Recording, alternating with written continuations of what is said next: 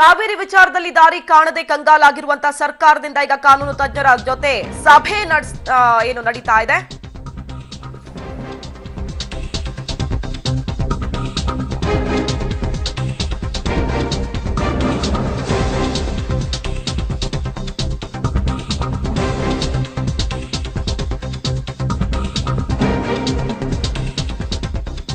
S, ದಾರಿ ಕಾಣದೆ ಕಂಗಾಲಾಗಿರುವಂತ ಸರ್ಕಾರ ಈಗ ಕಾವೇರಿ ವಿಚಾರವಾಗಿ ಕಾನೂನು ತಜ್ಞರ ಜೊತೆಗೆ ಸಭೆ ನಡೆಸ್ತಾ ಇದೆ. ಸಿಎಂ ಗೃಹ ಕಚೇರಿ ಕೃಷ್ಣಾದಲ್ಲಿ ಸಿಎಂ ಸಿದ್ದರಾಮಯ್ಯ ನೇತೃತ್ವದಲ್ಲಿ ಸಭೆ ಶುರುವಾಗಿದೆ.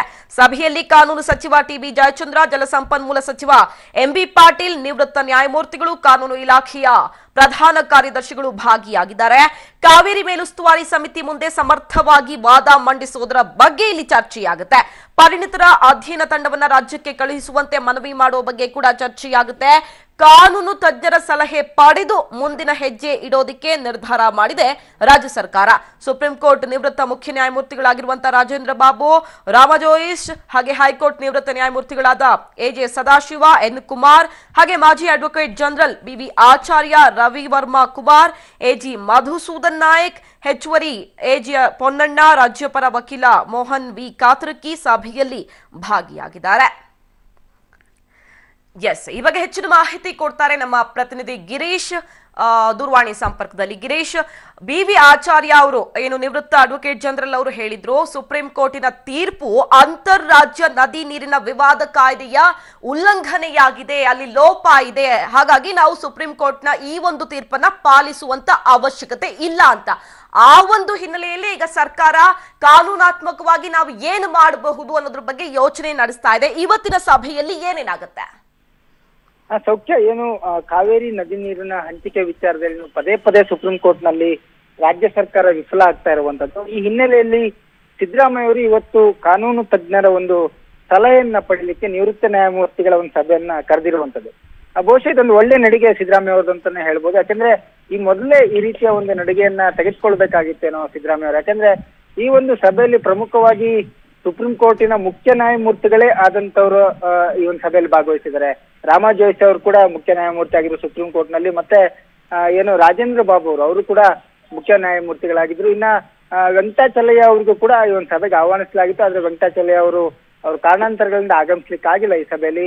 ಮತ್ತೆ ನಮ್ಮ ಹೈಕೋರ್ಟಿನ ನಿವೃತ್ತ ನ್ಯಾಯಮೂರ್ತಿಗಳೇನಿದ್ದಾರೆ ಅವ್ರನ್ನು ಕೂಡ ಈ ಒಂದು ಸಭೆಗೆ ಆಗಮಿಸಿದ್ದಾರೆ. ಎನ್ ಕುಮಾರ್ ಅವರು ಇದ್ದಾರೆ, ಜೊತೆಗೆ ಸಂತೋಷ್ ಹೆಗಡೆ ಮತ್ತೆ ಶಿವರಾಜ್ ಪಾಟೀಲ್ ಅವ್ರನ್ನ ಕೂಡ ಆಹ್ವಾನಿಸಲಾಗಿತ್ತು. ಆದ್ರೆ ಅವ್ರು ಆಗಮಿಸಿಲ್ಲ ಈ ಒಂದು ಸಭೆಗೆ. ಆದ್ರೆ ಮತ್ತೆ ಹಿರಿಯ ತಜ್ಞರು ಕೂಡ, ವಕೀಲರು ಕೂಡ ಇದ್ದಾರೆ. ಬಿ ವಿ ಆಚಾರ್ಯ ಅವರು ಇದ್ದಾರೆ, ಮಾಜಿ ಅಡ್ವೊಕೇಟ್ ಜನರಲ್ಗಳಿದ್ದಾರೆ, ರವಿ ವರ್ಮಾ ಕುಮಾರ್ ಅವರು ಇರುವಂತದ್ದು.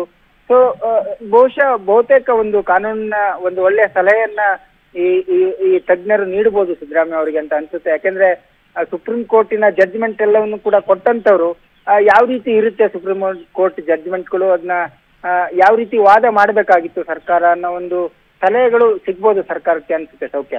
ಎಸ್ ಗಿರೀಶ್, ಈಗ ಸೆಪ್ಟೆಂಬರ್ 20ನೇ ತಾರೀಕು ಮತ್ತೆ ಸುಪ್ರೀಂ ಕೋರ್ಟ್ ವಿಚಾರಣೆ ನಡೆಯುತ್ತೆ. ಅವತ್ತಿನ ತನಕ ನೀರನ್ನ ಬಿಡೋದಿಕ್ಕೆ ಗಡುವು ಕೊಟ್ಟು ವಿಚಾರಣೆನ ಮುಂದೂಡಲಾಗಿದೆ. ಅವತ್ತಿಗೆ ಮುಂಚಿತವಾಗಿಯೇ ಮೇಲುಸ್ತುವಾರಿ ಸಭೆ ಕೂಡ ಇದೆ. ಆ ಮೇಲುಸ್ತುವಾರಿ ಸಮಿತಿಯ ಸಭೆಯಲ್ಲಿ ಕರ್ನಾಟಕಕ್ಕೆ ಇಲ್ಲಿನ ಜಲಾಶಯದಲ್ಲಿ ನೀರಿದೆಯಾ ಇಲ್ವಾ ಅಂತ ಪರಿಶೀಲನೆ ಮಾಡೋಕೆ ಒಂದು ತನಿಖಾ ತಂಡವನ್ನ ಕಳಿಸ್ಕೊಡ್ಬೇಕು ಅಂತ ಮನವೊಲಿಸುವಲ್ಲಿ ಕರ್ನಾಟಕ ಸರ್ಕಾರ ಸಫಲವಾದ್ರೆ ನಾವು ಗೆದ್ದಂತೆ. ಈ ಕೆಲಸ ಆಗಬಹುದಾ ಇವತ್ತಿನ ಸಭೆಯ ಮುಖಾಂತರ?